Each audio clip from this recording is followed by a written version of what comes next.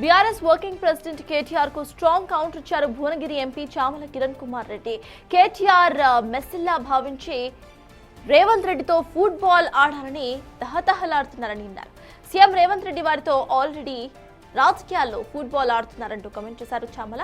రేవంత్ రెడ్డి ఎలాంటి బ్యాక్గ్రౌండ్ లేకుండా ఇండిపెండెంట్ గా జెడ్పీటీసీగా గెలిచి ముఖ్యమంత్రి స్థాయికి ఎదిగారని కొనియాడారు. కేటీఆర్ లాగా అమెరికా నుంచి పారాషూట్ లో సిరిసిల్లకు రాలేదంటూ మండిపడ్డారు. కేటీఆర్ ది ఐరన్ లెగ్ అని ఇంట్లో బావ చెల్లి బయట కార్యకర్తలు సైతం చెప్పుకుంటున్నారని ఆరోపించారు. ఇక కేటీఆర్ పుణ్యం వల్లే కేసీఆర్ ఫామ్ హౌస్ కు పరిమితమయ్యారని, రాజకీయాల్లో క్రియాశీలకంగా లేకుండా అయిపోయారని ఘాటు వ్యాఖ్యలు చేశారు చామల. కేటీఆర్ ఇకనైనా పొలిటికల్ గా ఆలోచించాలంటూ హెచ్చరించారు. కేటీఆర్ గారు రేవంత్ రెడ్డి గారితో ఫుట్బాల్ ఆడాలని, మీరు కూడా మెస్సీలా ఫీల్ అవుదామని ఏదో ఆలోచించి రేవంత్ రెడ్డి గారు ఎవరితోటి ఫుట్బాల్ ఆడతాడో నాకు తెలియదు, కానీ నేనైతే రేవంత్ రెడ్డి గారితో ఫుట్బాల్ ఆడతా అని తహతాలు ఆడిపోతున్నట్టుగా కనపడ్డది. రేవంత్ రెడ్డి గారు మీతో ఫుట్బాల్ ఆడరు. ఆల్రెడీ రేవంత్ రెడ్డి గారు మిమ్మల్ని ఆడుకుంటూనే ఉండు. దేంట్లో ఆడుకుంటుండు? రాజకీయాలు ఆడుకుంటుండు.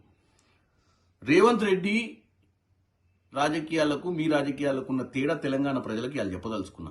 రేవంత్ రెడ్డి గారు ఇండిపెండెంట్ గా ఒక జెడ్పీటీసీ అభ్యర్థిగా ఏ పార్టీ సింబల్ లేకుండా, ఏ ఫ్యామిలీ మెంబర్ రాజకీయాలలో ఆయనకు ఆశీర్వాదం లేకుండా, వాళ్ళ కుటుంబంలో ఏ గాడ్ ఫాదర్ లేకుండా రాజకీయాలకు ఎంటర్ అయి అతి స్వల్ప సమయంలో రాష్ట్రానికి ముఖ్యమంత్రి అయిండు.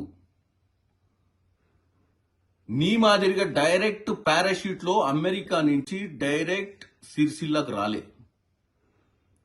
ఎందుకంటే డాడీ పిలిచిండని వచ్చి ఇక్కడ ఉన్నటువంటి నాయకులను కాదని అక్కడ 100 ఓట్లతోటి గెలిచి నువ్వు నాయకుని ఎదిగి ఇప్పుడు రేవంత్ రెడ్డి గారితో ఫుట్బాల్ ఆడతా, రేవంత్ రెడ్డి నా ముందు నథింగ్, నేను వర్కింగ్ ప్రెసిడెంట్ గా శిఖరాన్ని చేరుకున్నా.